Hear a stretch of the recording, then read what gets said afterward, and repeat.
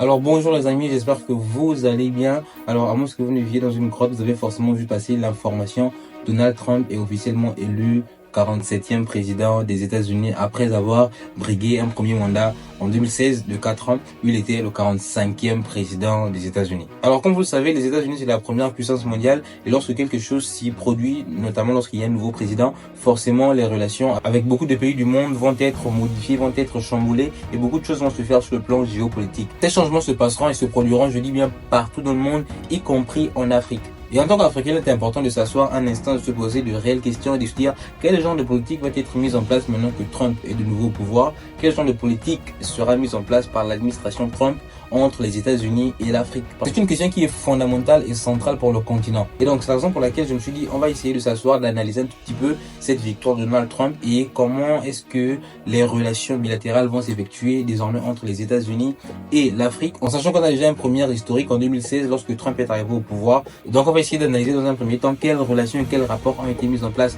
lorsque Trump était président en 2016, qu'est-ce qui a été fait avec le continent africain. Et en fonction de ça, tout naturellement, on pourra mieux comprendre les actions qu'il mènera au cours de son mandat à venir. Et donc, avant tout, bienvenue aux nouveaux qui tombent sur cette chaîne. Alors, si c'est la première fois que vous voyez ma chaîne YouTube, n'hésitez pas à vous abonner si je vous parle d'actualité, d'entrepreneuriat, de business et de développement du continent africain de façon beaucoup plus large. Alors, avant tout propos, j'aimerais vous dire la citation d'un célèbre historien américain qui est Stephen Edward Ambrose. Il a notamment affirmé que l'Afrique est plus un problème européen plutôt qu'un problème américain. Alors, quand on revient 8 ans en arrière, en 2016, lors du premier mandat de Donald Trump, on voit très bien que le continent africain pour Trump n'a jamais réellement été un enjeu véritablement important. Trump a fait le déplacement de la plupart des continents, il s'est rendu plusieurs fois en Europe, plusieurs fois en Asie, mais jamais en Afrique, jamais. Or que ses prédécesseurs ont toujours accordé une attention particulière au continent. J'en veux pour preuve notamment Bill Clinton qui a effectué 8 visites en Afrique, Bush qui en a effectué 10 et Barack Obama qui en a effectué 6. Et on voit très bien que ces anciens présidents-là ont toujours accordé une attention particulière au continent avec toutes ces visites officielles,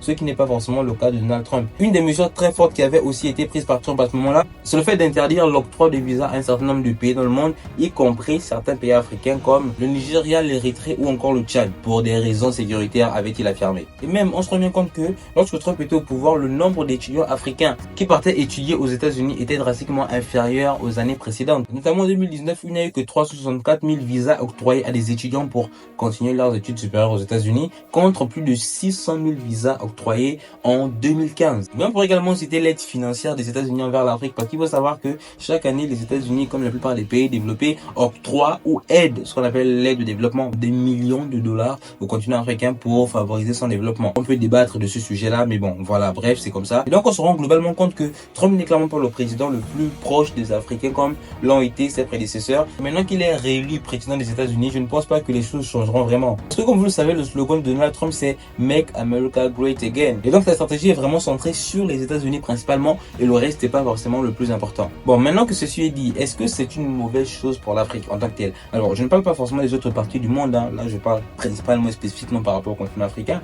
Est-ce que c'est une mauvaise chose pour l'Afrique justement que les États-Unis puissent décider de pleinement s'occuper d'eux-mêmes, comme on dit, voilà. Cette question, je réponds non. Je réponds non parce que je pense que c'est le moment aussi. Il faut arrêter de dépendre toujours de l'aide de développement, de dépendre toujours des financements américains ou européens, de toujours dépendre des autres. À un moment donné, il faut que l'Afrique apprenne à se prendre en charge. C'est quand même étrange et bizarre qu'un continent puisse toujours dépendre des autres, à tel point qu'à chaque fois que quelque chose se passe dans une autre partie du monde, on pense d'abord aux intérêts qu'on pourrait éventuellement perdre et non le fait de se dire que bon, c'est l'occasion de se retrousser les manches et de mieux faire par nous-mêmes tout simplement. C'est véritablement ça le problème de la plupart des pays africains, c'est que on dépend beaucoup trop des autres. On vit sur le dos des autres. On ne veut rien faire par nous-mêmes. Là, la plupart des Africains ou certains États africains, certaines politiques africaines, lorsqu'ils ont vu ça, ils se sont dit oh là là, c'est pas possible. Or que si Kamala Harris passait, on aurait eu des subventions, on aurait eu des soutiens. Mais jusqu'à quand est-ce qu'on va quémander? Jusqu'à quand est-ce qu'on va tendre la main